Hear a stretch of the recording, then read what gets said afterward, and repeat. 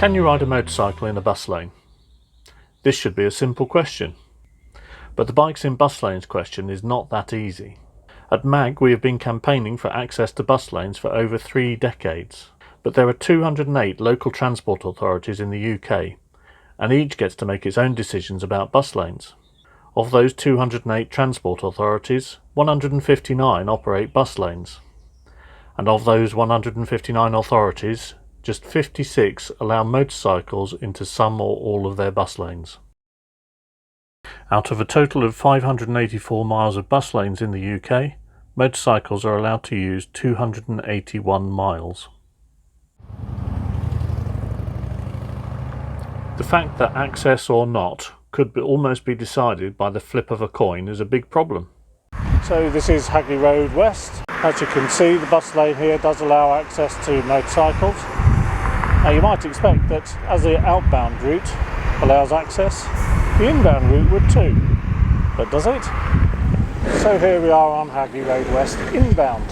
And as you can see, no, motorcycles are not allowed in this bus lane.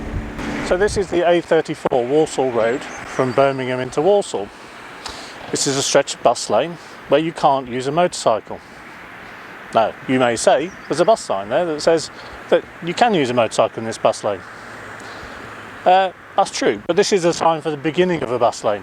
And this is for the beginning of the bus lane. This is just 100 yards further down the road. So what we've actually got here is a stretch of bus lane where you cannot use a motorcycle, with a sign next to it saying that you can use a motorcycle. And getting local transport authorities to agree to give access is not exactly a straightforward process. This is the A60 Mansfield Road into Nottingham. The City Council here decided to run a trial for motorcycle access to bus lanes. The trial ran from December 2018 through to May 2020. So at the end of the trial they decided not to extend the motorcycle access to all bus lanes in Nottingham, and they removed motorcycle access from this lane too. Now the reasons that they gave for doing this was that there was no clear benefit from the trial. The real reason, of course, why they didn't extend the trial was that it was going to cost £350,000 to do it.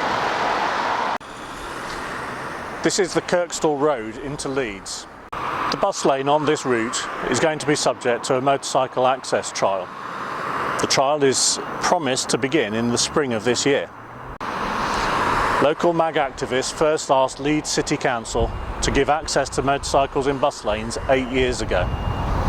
The City Council said it was a decision that would need to be made by the West Yorkshire Combined Authority. The local campaigners went to the Combined Authority and in due course managed to persuade them to write that into the policy for the Combined Authority. They then came back to Leeds City Council, who turned around and said Leeds City Council has its own transport policy and the West Yorkshire Combined Authority policy doesn't override their own.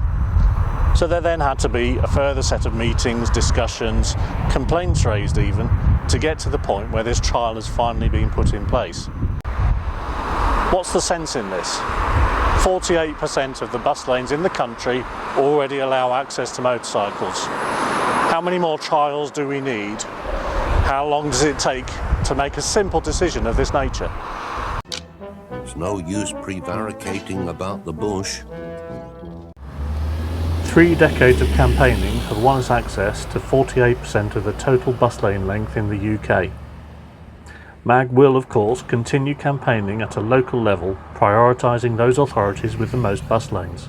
But it is time for the default access to be granted to all remaining and all new with-flow bus lanes. Dr. Mirza Ahmed is a barrister and a motorcyclist. He has raised a petition asking the Department for Transport to mandate motorcycle access in all with-flow bus lanes in England. Here's what he had to say. Well, firstly, I have an interest in terms of biker safety as a biker myself. So from a public safety point of view, I'm very clear that motorcyclists should be in bus lanes, which are empty. And from an environmental point of view, of course, it makes absolute sense for them to be in a lower risk lane than in a more risk filtering scenario. So obviously at the moment local authorities each get to make their own decision as to whether or not motorcycles should be allowed in the bus lanes. Do you think that that is a fundamentally flawed strategy for working out which bus lane motorcycles should use? Well, I don't think it's fundamentally flawed, but it was right for the circumstances some 6-7 years ago for government at that time to permit local authorities to have the discretion. However, there is a patchwork that's been created by that legislation which is becoming counterproductive, because as a motorcyclist there are times that some of the bus lanes are not open to you. When you drive or ride to another city, you have to consider whether or not bus lanes are open to you as a motorcyclist as well. So it gets to a situation that, from my point of view, the default should be allowed by government, which avoids local authorities having to spend money on pilots and money on signage. And would you say that if motorcyclists are given default access to bus lanes, would you expect then motorcyclists to always use the bus lane? So it's a personal choice that the individual will make in terms of the traffic flow and which is best for them in terms of safety. So it's an efficient way of using the road space as opposed to a mandate for certain absolutely. vehicles. I'm very clear that the motorcyclists shouldn't make the choice, and from an environmental point of view it makes sense for them to decide on what is best for their local circumstances at that time. And the rush hour, like I say, bus lane makes absolute sense to me. It avoids filtering and high risk in the other lanes, whereas when it's not rush hour, of course, they will use all lanes that are available.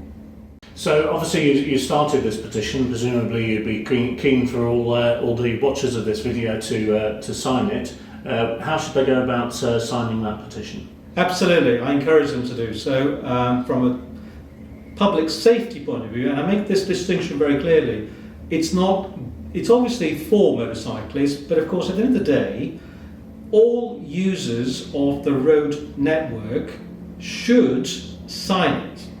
Because of course, if they're a concerned car driver or a van driver or a lorry driver, they can take death off the roads in just the same way that the motorcyclists can take death off the road, by ensuring that those who are vulnerable are actually in less vulnerable lanes. And of course the bus lane would be a better position for them to be in, rather than filtering when it's high risk for them. So I encourage you all to sign, please. No doubt there'll be a link to the actual petition. We need your support, whether you're a motorcyclist or not, because the government should make the default position the correct position. And it makes economic sense for me. It avoids local authorities having to make decisions up and down the country on a default position.